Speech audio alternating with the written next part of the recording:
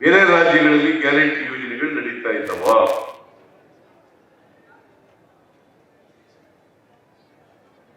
ತೆಲಂಗಾಣ ಬಿಟ್ರೆ, ಹಿಮಾಚಲ ಬಿಟ್ರೆ, ಕರ್ನಾಟಕ ಬಿಟ್ರೆ ಬೇರೆ ಯಾವ ರಾಜ್ಯಗಳು? ಯಾಕೆ ಸುಳ್ಳು ಹೇಳ್ತೀರಿ? ಇವರು ಎಲ್ಲ ರಾಜ್ಯದ ಮುಖ್ಯಮಂತ್ರಿಗಳನ್ನ ಎದುರಿಸಿದ್ರು. ಯಾಕಂದ್ರೆ ಇನ್ಕಮ್ ಟ್ಯಾಕ್ಸ್ ಅವ್ರ ಕೈನಲ್ಲಿದೆ,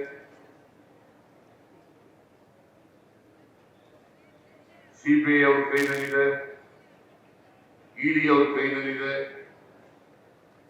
ಅವುಗಳನ್ನು ಛೂ ಬಿಡೋದು. ಈಗ ನನ್ನ ಮೇಲೆ ಹಾಕಿದಾರಲ್ಲ ಕೇಸು, 100 ಸುಳ್ಳು ಕೇಸು. ನಿಮ್ಗೆ ಅನ್ಸುತ್ತಾ? ಸುಳ್ಳು ಕೇಸ್ ಅಂತ ಅನ್ಸಲ್ಲ ನಿಮ್ಗೆ? ನಾನು ನಿನ್ನೆ ಮೊನ್ನೆ ರಾಜಕೀಯಕ್ಕೆ ಬಂದಿದ್ದ, ನಿನ್ನೆ ಮೊನ್ನೆ ಮಂತ್ರಿ ಆಗಿಲ್ಲ. ನಾನು ಮಂತ್ರಿಯಾಗಿ 40 ವರ್ಷಗಳಾಗೋಯ್ತು. 1974 ಇಸ್ವಿಯಲ್ಲಿ ನಾನು ಮೊದಲನೇ ಬಾರಿಗೆ ಮಂತ್ರಿ ಆದ. 2 ಸಾರಿ ಲೀಡರ್ ಅಪೋಸಿಷನ್ ಆಗಿದ್ದೀನಿ, 2 ಸಾರಿ ಡೆಪ್ಟಿ ಚೀಫ್ ಮಿನಿಸ್ಟರ್ ಆಗಿದ್ದೀನಿ, 2 ಸಾರಿ ಮುಖ್ಯಮಂತ್ರಿ ಆಗಿದ್ದೀನಿ. ಯಾವುದೇ ಕಳಂಕ ಇಲ್ಲ ನನ್ನ ಮೇಲೆ.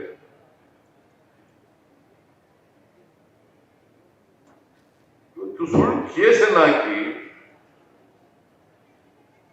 ಸಿದ್ದರಾಮಯ್ಯ ಹೆಂಡತಿ 14 ಸೈಟ್ ತಗೊಂಡಿದ್ದಾರೆ.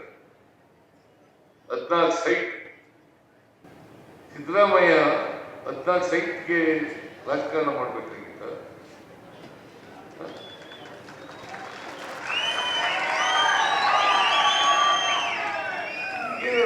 ಜನ ಮೂರ್ಖರು ಅಂತ ತಿಳ್ಕೊಂಡಿದ್ದಾರೆ. ನಾನು ಅದಕ್ಕೆ ಹೇಳಿದೆ, ಎಲ್ಲಿವರೆಗೆ ರಾಜ್ಯದ ಜನರ ಆಶೀರ್ವಾದ ಇರ್ತದೆ ಅಲ್ಲಿವರೆಗೆ ನಾನು ಜಗ್ಗಲೂ ಇಲ್ಲ, ನಾನು ಬಗ್ಗಲೂ ಇಲ್ಲ.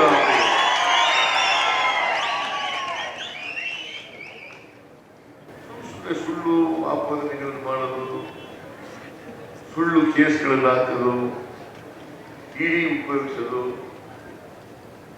ಗೌರ್ನರ್ ಉಪಯೋಗಿಸೋದು, ದುರುಪಯೋಗ ಮಾಡ್ಕೊಳ್ಳೋದು ಅಧಿಕಾರನ, ಇದನ್ನೆಲ್ಲ ಮಾಡಿ ಅನೇಕ ಜನಕ್ಕೆ ಮಾಡಿದ್ರು. ಸೋರೆನ್ ಗಂಗ್ ಮಾಡಿದ್ರು, ಡೆಲ್ಲಿ ಮುಖ್ಯಮಂತ್ರಿ ಅಗರ್ವಾಲ್ ಮಾಡಿದ್ರು, ನನ್ನ ಮೇಲೆ ಶುರು ಮಾಡಿದ್ರು. ಅನಗತ್ಯವಾಗಿ ಸುಳ್ಳು ಹಾಕೋದು ಕೇಸ್ಗಳಲ್ಲಿ. ಯಾಕಂತಂದ್ರೆ ನಾನು ಕೊಟ್ಟಿರ್ತಕ್ಕಂಥ ಯೋಜನೆಗಳಿದ್ದಾವಲ್ಲ ಅವೆಲ್ಲ ಬಡವರು ಮಾಡಿರ್ತಕ್ಕಂಥ ಕಾರ್ಯ. ನಾನು 13ರಿಂದ 18ರವರೆಗೆ ಚೀಫ್ ಮಿನಿಸ್ಟರ್ ಆಗಿದೆ. ಅವತ್ತು 165 ಭರವಸೆಗಳನ್ನು ಕೊಟ್ಟು 158 ಭರವಸೆಗಳನ್ನು ಈಡೇರಿಸಿ